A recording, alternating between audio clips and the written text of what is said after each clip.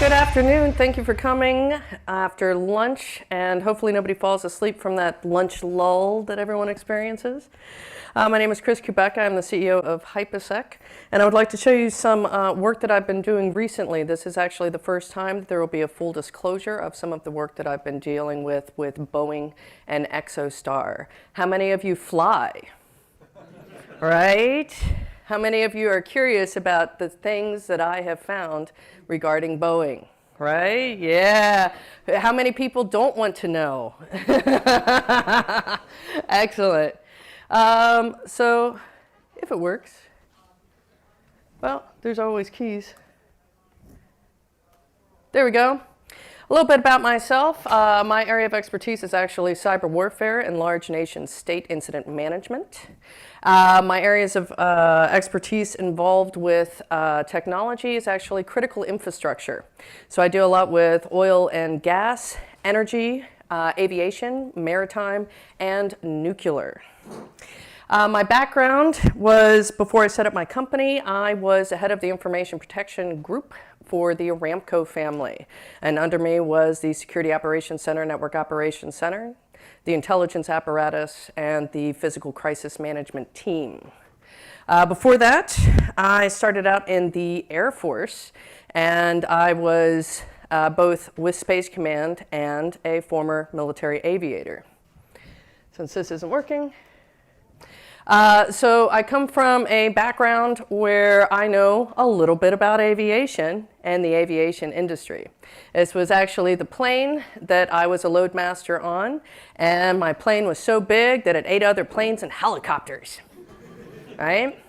998,000 pounds for takeoff for a weight, and from ground to the top of the tail, 6 stories high.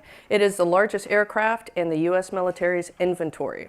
And my job was considered the flying calculator, where I had to weight and balance it, and also I was the ground commander for my aircraft. The pilot is the air commander only whilst it's in the air. So I think we know that there are a lot of challenges when it comes to security, whether application security, physical security, all the cyber-ish things that can fall under that umbrella term. Now, when we're dealing with the aviation industry, we're also dealing with a lot of legacy systems.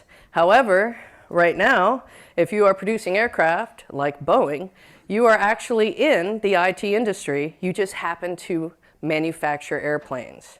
All of their modern aircraft are what are called E-enabled, and they are gigantic IoT devices. And what that means is, as well, they've got a lot of very, very interesting information that other governments might want to get a hold of. I'll give you a good for instance. A few years ago, Lockheed Martin was making this great jet called the F-35, and suddenly a near exact copy was seen at a Chinese military parade.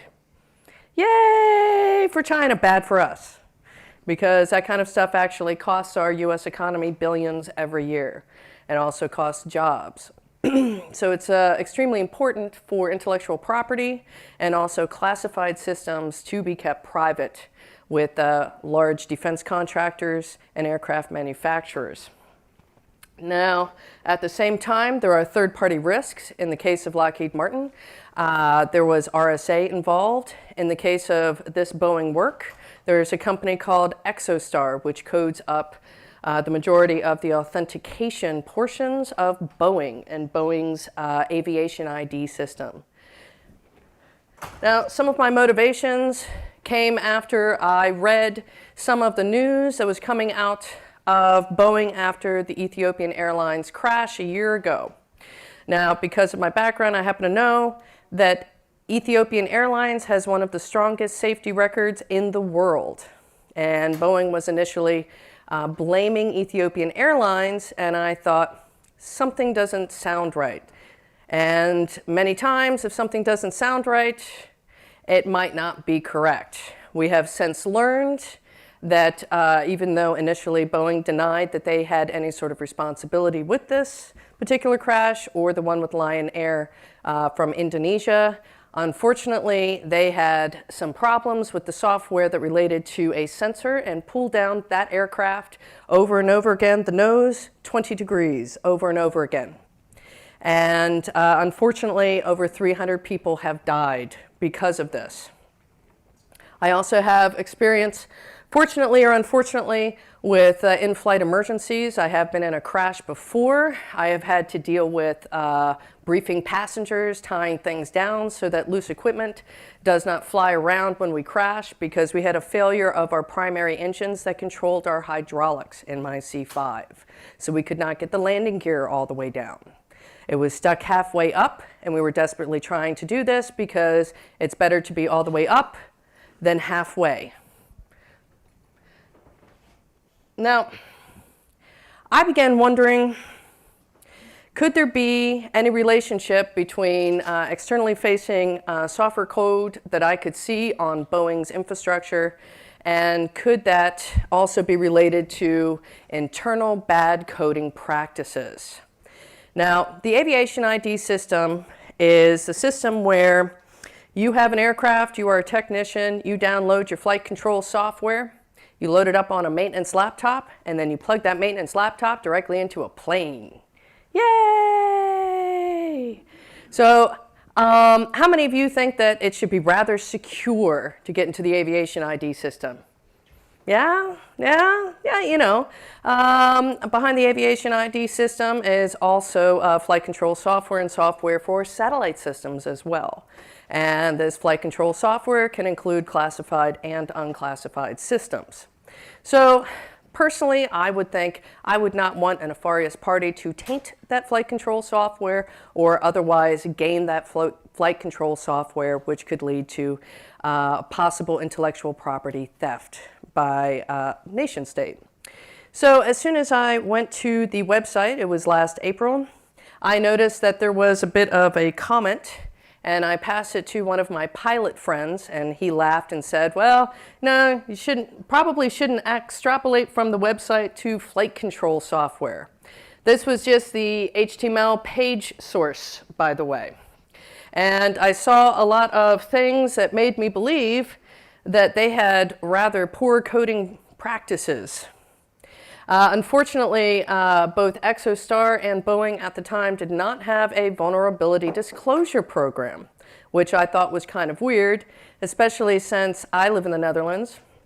And Boeing has a holding company in the Netherlands, and because of the size of the funds that they funnel through the Netherlands for a tax break called the Dutch sandwich, they were actually required to have a vulnerability disclosure program. In the Netherlands, we were the first country in the world to state that companies of a certain size and worth must have a vulnerability disclosure program. So we're kind of unique in that. What the comment said, no idea what this was trying to print, but it only says null. Right. So this is rather problematic because it could indicate that they did not understand how to escape special characters. This is on the aviation ID system and the live system. And so I began poking around in a legal manner, I must add, because I am aware of the fact that Boeing is has a very high threat profile. They've got some juicy juice stuff that a lot of people who might not be very friendly to us sometimes, or we could call them even frenemies, would like to get because of probably my military background, but I think as a general human being, I am always concerned about safety and ensuring that people don't die because of bad coding practices. I was also aware of the fact that because they handled classified systems and were a defense contractor, and still are, that there could be national security concerns involved in this if they had poor coding practices. They had unencrypted logins. In order to get into the aviation ID system, their password complexity was, quite frankly, a joke. 8 characters, yay! Upper and lowercase, maybe. Yes. And in addition to that, for their email systems, you could actually spoof the CEO's email account, because they had never set up proper security settings and configurations on any of their email systems. Anyone think that that is a fun idea? No. So, even worse, sometimes when I test, I run a browser that does not run JavaScript. So I was looking into the known certificate properties that belong to Boeing using robtext and census.io, and I happened to see this thing that was basically labeled test aviation ID system.boeing.com. I was like, that can't be online. Yes, it was online. And bonus was when I went and visited the page without running JavaScript, all it said was, you are not running JavaScript, press this button, press the button, it let me in to the R&D section of the flight control software for Boeing. Now, being as I used to head security operations centers, one of the things that we almost never did, if ever, was for test and development servers. We did not monitor those for security. The reason being is there's all sorts of changes going on and testing going on, and I would not want my people to be running around chasing a false piece of information and diverting from the real stuff. In addition to that, a lot of the test systems like this for development, what happens is they might be using real data, they might be using slightly aged data, but most likely they are also connected to internal systems. So here was this entire system exposed where an attacker could pivot into it from the internet without any security monitoring whatsoever. And if you are a naughty nation state and you want to make sure that you keep what is called persistence inside your target, you know what's going on those test servers. It gives you a glimpse into the future so that you can alter your code to ensure the persistence inside that particular target. So I saw that this was extremely problematic for obvious reasons, right? They had almost no web pages that actually used any sort of encryption whatsoever. And I want to repeat that. Even on login pages for sensitive information, there was basically no encryption used on any of the Boeing.com or Boeing-owned domains at all. In addition to that, they had hard-coded credentials and an old version of SAML on some of their websites. That is part of the OWASP Top 10. You do not hard-code credentials in anything. And the version of SAML that they were running, you could then just go on a website to decode it and see the credentials. This is highly problematic because if they had such lackadaisical security already, how many systems internally and externally were also using those same hard-coded credentials that you could decode? Now, I am one person, and Boeing, unfortunately, in the news recently has come out that they have not been too kind to individuals either working inside their company or externally when they try to report various items, whether that be safety issues or what have you. A couple of days ago, the news broke that in 2009, the Dutch government was pressured by Boeing and friends from the US authorities to not report on safety issues dealing with sensors on a version of the 737, which that sensor was later used basically for the 737 MAX. I happened to be at that crash site at Schiphol in Amsterdam. Where I worked at the time, it was at the alternate runway at that building, and that aircraft could have killed me. And unfortunately, because those events were not reported, it could very well have led to the crashes at Lion Air and Ethiopian Airlines. In addition to that, I have to be very aware that I am a security researcher. And sometimes when you tell a corporation that's big with a huge legal team and a PR apparatus that their baby is ugly, they will sue the living bejesus out of you, right?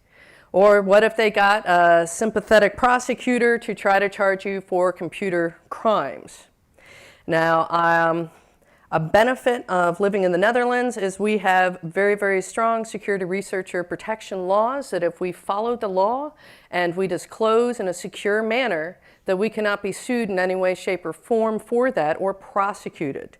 In addition to that, any of these types of lawsuits are considered censorship, and censorship is very much illegal in the Netherlands. Unfortunately, there was a previous researcher who had gotten into the R&D section of the flight control software for Boeing in 2018, late 2017. That security researcher will not speak about the event again. I have been told that there were lots of different techniques that were used to keep that particular researcher quiet. The BBC has also reported that even internal employees, one in particular, tried to report safety issues that only 25% of the oxygen masks would deploy on the 787 Dreamliner, that he was blackmailed into basically retiring early. He now has a lawsuit against Boeing. So there were a lot of issues with me reporting this. I was then told internally, well, not internally, but by various parties, and it was a paraphrase, that basically any security researcher who disclosed any vulnerabilities about Boeing, we would turn our entire legal and PR apparatus against them and ruin their reputation. This is not what a security researcher wants to hear, and quite frankly, when lives are at risk, this should not be the situation for any security researcher trying to disclose major issues for a defense contractor. A very good example of how insecure Boeing was, this was their website. Not secure, no encryption, Boeing.com. Not very good at all. In addition to that, Boeing sells cybersecurity services to parts of the US government. Their website for selling cybersecurity services to the US government and other parties also was not encrypted. Oh, so secure. In addition to that, there has been a history of Boeing having various malware infections and denying it and then being caught out for it over the years, which unfortunately makes Boeing a bit less trustworthy when you happen to find possible indicators of compromise involving malware that could be coming out of their email servers. And these are some of the things that I found. I did tell them, hey, we can spoof your CEO's email, we can spoof anything because of the particular settings. They also had remote management protocols that they were using that were weak or outdated, and for best practices should not have been used at all. And they had a third party which was doing a lot of the coding for the aviation ID portion. And in many cases, companies, when they hire these third parties, they don't typically have the knowledge to put in their contracts, hey, you have to keep things updated, here's your contractual obligations, if we find a vulnerability, you've got a certain time frame. A lot of secure software development lifecycle issues are not written into those contracts, and procurement doesn't think about them. And this is just a very unfortunate thing. But we are in the modern digital world, and we have to think about this kind of stuff more and more. So some of the malware issues I found that I put in the report were there were several email servers that were infected with various forms of malware. That means that there were assets behind that email server that were communicating all over the place. Calling home, there were documents associated with it. Some of those documents, one was 787 MAX, and then a couple of characters, .pdf. So that in particular case, it was targeted last year. And some of the malware that was coming out was not, say, your typical malware. It did not have a lot of antivirus engines that detected it. Of the 21 that did detect it at the time, they were kind of oddball ones and not the major ones. And that is unusual because if it was just a generalized infection, you would expect Symantec or McAfee or so forth to be able to identify these things. But if it was a more targeted, sophisticated attack, then you would expect more of a result like this. Now, when I was at Hacker Summer Camp in Las Vegas over the summer at the B-Size DEF CON Black Hat area, I was giving a talk, Hack the World with Open Source Intelligence, gathering at the DEF CON ICS Village.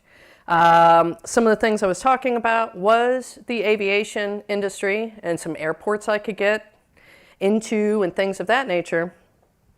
And Boeing became very concerned.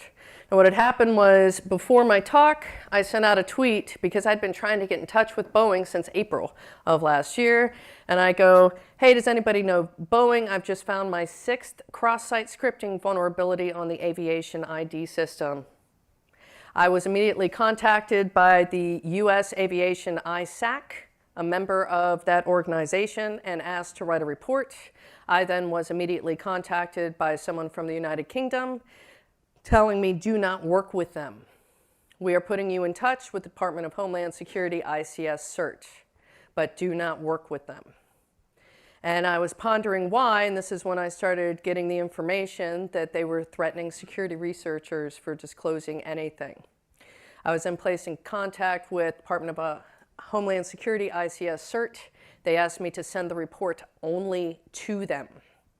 I then told the Aviation ISAC here in the United States that I would not be sharing the report, and a report would be coming out of the US government, and I was doing coordinated disclosure with the United States. At the same time, EXOSTAR, the coders of the aviation ID system, sent me a very odd email, which basically sounded like it was written by a lawyer. I had a lawyer friend check it out. Oh yeah, this was written by a lawyer, even though it was supposed to be a security manager.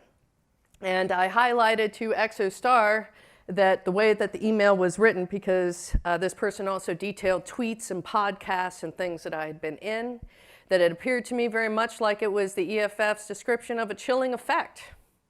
I also added that all research took place in accordance with Dutch laws and that censorship is illegal, that I would be coordinating disclosure with the Department of Homeland Security only, and that Boeing and the US Aviation ISAC had been notified that this was the situation.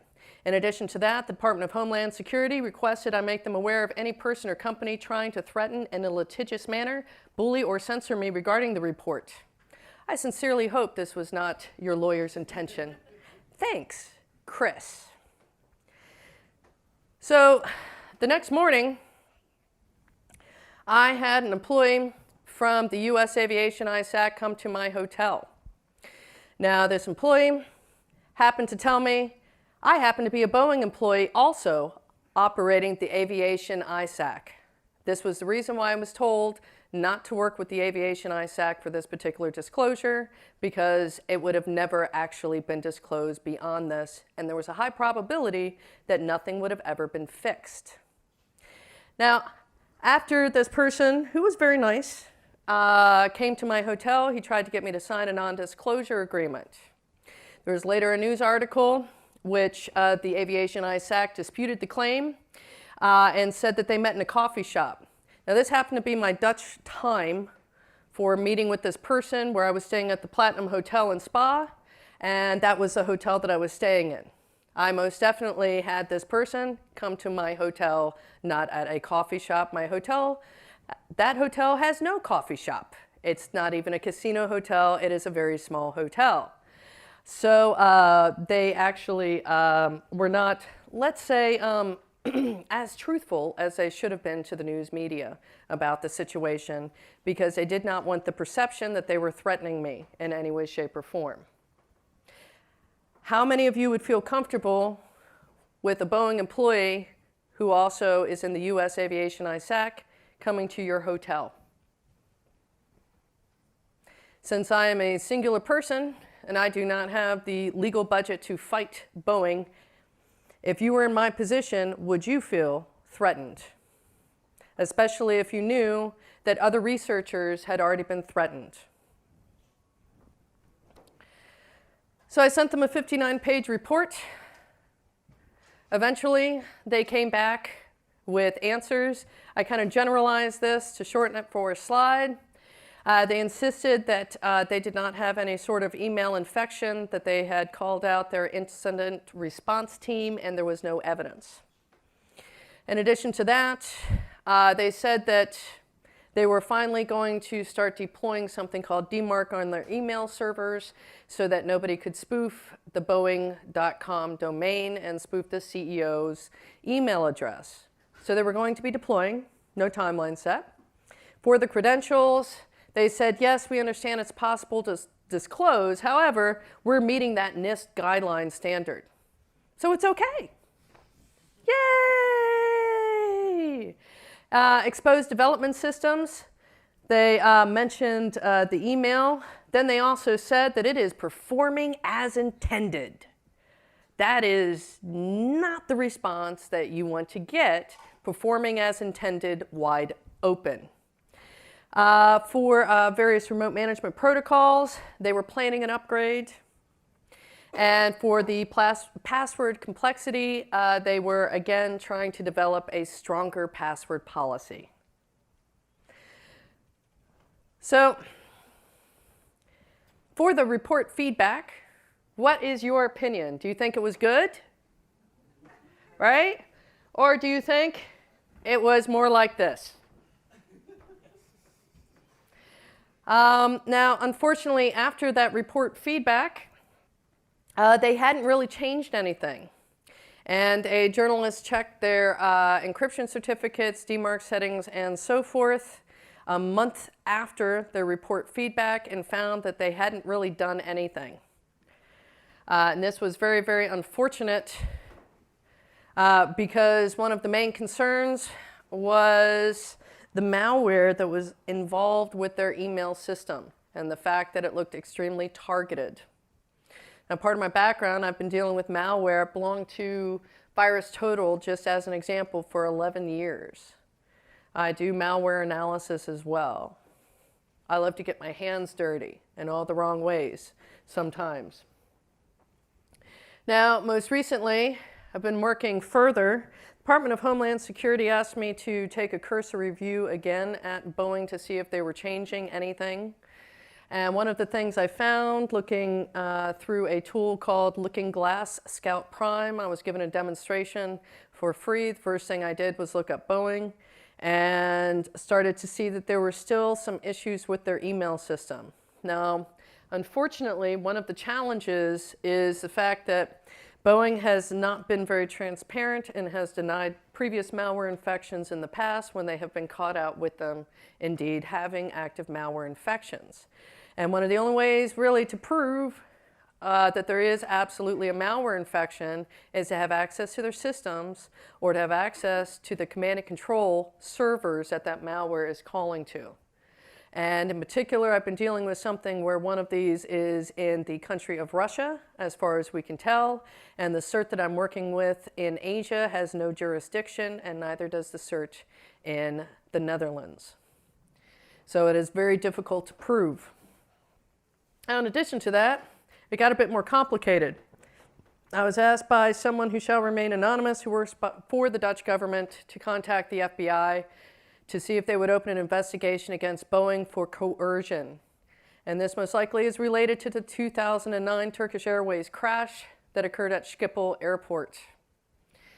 In addition to that, try not to cough in the mic. In 2017, the Securities and Exchange Commission gave guidance that companies who are publicly traded must represent cybersecurity risk so that their shareholders know what the true value is and if they're going to lose money because their IP is just going to go away. Makes a lot of sense. They also had an undisclosed breach in 2017 in their R&D section, which they had not disclosed to the SEC. I spoke with the SEC legal team, and we are in discussions for providing me whistleblower protections with the Securities and Exchange Commission. In addition to that, after the story first broke about my involvement with Boeing, multiple parties started whistleblowing to me to describe things. This is actually the timeline of one of the breaches in their R&D section. That was the same R&D section I was able to get into for the test aviation ID system. They had not fixed anything. Their response to a black hat talk from this particular security researcher who I will leave his name out because he will not talk to anyone about it. They briefed all of the airlines and aircraft owners and lessees that all of their aircraft met the cybersecurity, software security consistent with particular guidance and requirements. Now, with that letter, they also included every single aircraft that they had ever manufactured, including the Douglas line. We're talking about 40 and 50-year-old aircraft. None of these are E-enabled. It didn't make much sense. Journalist is trying to use a FOA request to get this, but he does not have a lot of faith in the system and basically has told me it could take many, many years to get this document. And when I talk about coercion and things of this nature, this was a message involving someone who was speaking to me about the fact that their team was blacklisted because they saw additional issues with Boeing, and unfortunately, they now do something completely different. Now, when Department of Homeland Security asked me to look at their infrastructure again, I found unencrypted with no authentication, the Boeing in the plane cabin viewing system for their cameras. Great idea, right? No. Unfortunately, this was the case. Boeing has been not the quickest at correcting multiple issues. Now, they have had some improvement, some. Based on my 59-page report, they actually opened their very first vulnerability disclosure program. That's a good thing. The PGP key that they used, it didn't actually work because it was just random characters. And in order to disclose things securely, because you don't want everybody knowing these things, you need to use some sort of encryption. And they had just put a dummy key that didn't work for their vulnerability disclosure program. As far as I'm aware, they have not corrected that. Finally, October 29th of 2019, they actually installed a encryption certificate on Boeing.com. Mind you, this was reported in July. While I was about to give a talk at an aviation conference to discuss some of this, a shortened talk about it, they then contacted the media organization that was going to do a very small story about it. And Boeing's legal team contacted the media organization's legal team, as well as the journalist's editor and senior editor, which is not a good move, because that's like calling your boss and your boss's boss. And it was perceived as, could this be censorship or pressure on the journalist? In addition to that, Boeing's legal team then contacted the Department of Homeland Security ICS CERT to talk to them as well. I'm not sure why legal to legal team had to be involved, but it sounded and seemed a bit kind of basically creepy.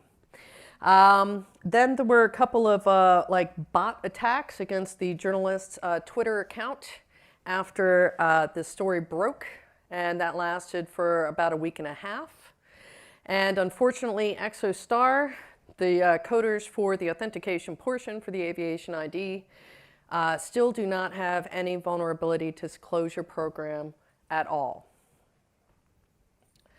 Now, we talk a lot about application security, but what can we do about it even in the aviation area? And the problem is they use software. Everybody's using software. Things are internet connected, sometimes all the time, sometimes not. When you have an E-enabled plane nowadays, there are certain security things that occur on that aircraft. And what happens is when that aircraft parks up to a trusted location, a trusted airport, all the data from that plane is then downloaded. And you hope that the airport infrastructure that is being used is actually secure. But at the same time, a maintenance laptop is then plugged into that airplane. A different aircraft manufacturer that I will not mention, they have already experienced, but yet have not gone public with it, the fact that they have had several technician maintenance laptops which have been infected by malware, plugged into a plane, and they have no method of cleaning the bad code off of the plane, even though it is not meant for that operating system. Now, we do have solutions. Obviously, I don't think I'm a criminal. During part of this, they asked what my motivations were, and they tried to infer that I might be extorting them for money. My response to that was I sent them a picture of the National Security Director, General Nakasone, I took at a conference last April. It's a closed conference called the Joint Services Academy Cybersecurity Summit. And I said, basically, here's a picture, the NSA director. If you want, I could probably get you an autograph. So that can harm the relationship between a security researcher trying to infer certain things like that and really get your back up. It certainly got mine. One of the joys of doing some of these things is I was not out to use destructive tools or anything like that. It was publicly available information, things that were openly exposed. I did not use any exploits. Nothing like that was involved in any of this. In addition to this, we have stakeholders that involve shareholders, the company, and every single person in this room that fly on an aircraft. And I certainly would want to know that the aircraft that I was flying on didn't have software vulnerabilities. Boeing and Airbus, for example, have been asked to list all the open source libraries that they currently use on their aircraft, and they are unable to do so. Who's flying back home? One of the problems with the Boeing issue is there has been a loss of trust when it comes to this company. And this is very, very unfortunate because it's almost as if they took a page every time from the playbook that said how to make all the wrong moves. And Boeing is a major manufacturer in the United States. Because of some of this loss of trust with Boeing, aircraft orders are now going to Airbus. There have been at least 7,500 jobs lost in the aviation industry since this has been happening. Boeing is responsible for more than just manufacturing an aircraft, but the entire ecosystem that surrounds it. And the last thing the US economy needs is for the majority of these large jets to be manufactured over to Europe. Europe, we love it, but it's not so good for the US economy. They also have to, or will need to do a lot to improve their public perception, because right now it's not very good at all. It's almost as if every week something more comes out in the news that makes us doubt Boeing's intentions. Obviously, me doing this, I work directly with the US government. My main motivations was to ensure that a criminal or a nation state did not misuse this. I do not think that the US economy needs to suffer billions and billions more for intellectual property theft because it costs us all in the long run. And it's something I just don't agree with. These types of things need to be made routine. Major companies like this must have a vulnerability disclosure program that works. And right now, there is no law that says in the United States that this is required. But in the Netherlands, it is. So to close off, because I tried to leave plenty of time for questioning, I wanted to give a shout out to the journalists, to the ICS Search, to Looking Glass Cyber, and the BBC. I've also been working with them. They may or may not be doing a documentary on some of the Boeing things, which I will be part of. So thank you very much, everyone, and I'll take questions. She's been keeping her arm up for ages. Where's the FAA on all this? Well, the FAA, unfortunately, even though there are certain cybersecurity guidelines now, for aircraft, they basically have said that they are not responsible so much for it. Exactly. It's exasperating. Well, that's part of what DHS ICS CERT did, and that's why they wanted me to coordinate with them, because they were afraid that if it went to the US Aviation ISAC, that it would have just disappeared. So it was due to their involvement that Boeing actually had to really start getting things fixed, and the fact that a media organization covered it, that it became public, and then they finally, after there was like a webcast and the news came out, they finally, a couple of weeks later, started even using an email, an encryption certificate on Boeing.com. So, although I've not been able to procure it, I have been told by several parties that the 787 Dreamliner, a little bit over 10 years ago, had a penetration test involving their Wi-Fi, which part of their electrical system runs over to save on weight. And I was told that they failed miserably. Boeing had tried to get the report changed, and the engineers said no. So suddenly the report got mothballed. We are trying to get a copy of that report. I have spoken to one particular individual who helped write that report, but can't get a hold of it. So I hope that answers your question. I have one here. Well, no, I notified the Dutch authorities, who now the Dutch prosecutor office also is aware of the fact that they have now placed themselves in a position for being fined by the Dutch government because they did not have it. So that information is with the Dutch government at this point in time, and part of the reason why the Dutch government is also protecting me over in the Netherlands is the fact that they did not follow the laws of the Netherlands. As the law is written, as long as you follow the law, you are protected automatically. A corporation can't just sue you because it is considered censorship. Only a Dutch prosecutor can sue you for something like that, and it would be a criminal matter. Let me rephrase.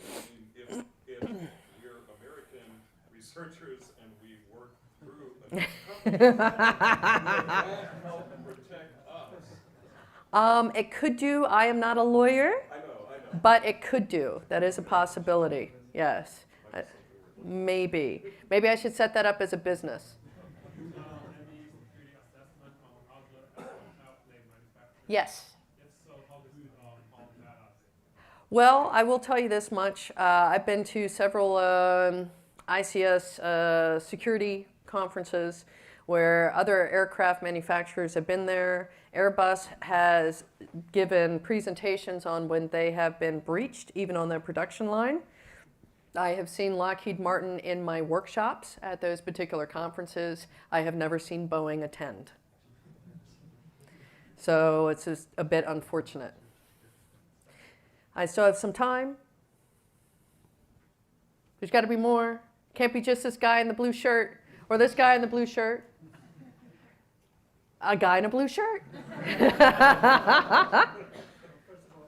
Unfortunately, it's just a bit slow moving. You have to deal at the federal level, then you have to deal with the state level, the local level, and so forth. And there are some people talking about this in Washington and various circles. However, getting the traction for it and getting various companies that participate in lobby groups that are quite powerful to agree to it is very difficult. Security-wise, it should not have taken since last July, right?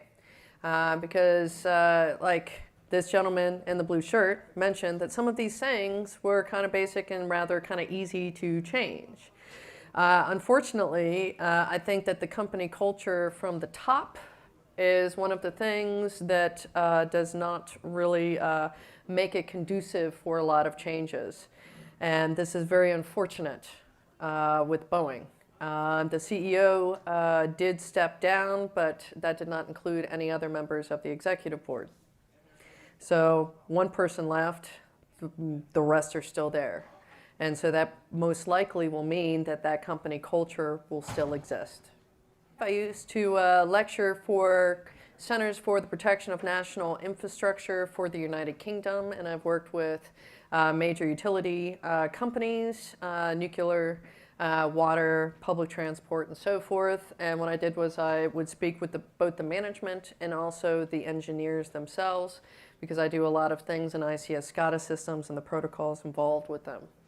So yes, I have, and some of them are great, some of them, and that's just the way it is kind of around the world, because the majority of critical infrastructure is privately owned, so there is only so much regulation that you can mandate in certain circumstances unless it's a nuclear facility. I've got just a little bit more time, about 2 minutes. 2 minutes. Any more questions? I think as long as that cultural change involved a focus on availability, which is very different from the IT world where confidentiality is king, availability and integrity are paramount when it comes to industrial and control systems of this manner. So I think if it was phrased properly, then they would be open to change because they are much more focused on safety. They are much more focused. These are engineers and people associated with process engineering and control engineering. And that is one of their primary focuses. So I do think that they would be. After speaking to multiple critical infrastructure engineers and process engineers and operators, they are open to change when there is a focus of availability, which also can affect safety and security, but human life is paramount to them. So yes. I have about 30 seconds. Going once. How did you meet the general? How did I meet the general? Well, I have this friend who set up this particular conference, the Joint Services Academy Cybersecurity Summit, which is held at various military academies. And last year happened to be at the Air Force Academy. And that nice gentleman who I will be attending again this year because of him is sitting right here.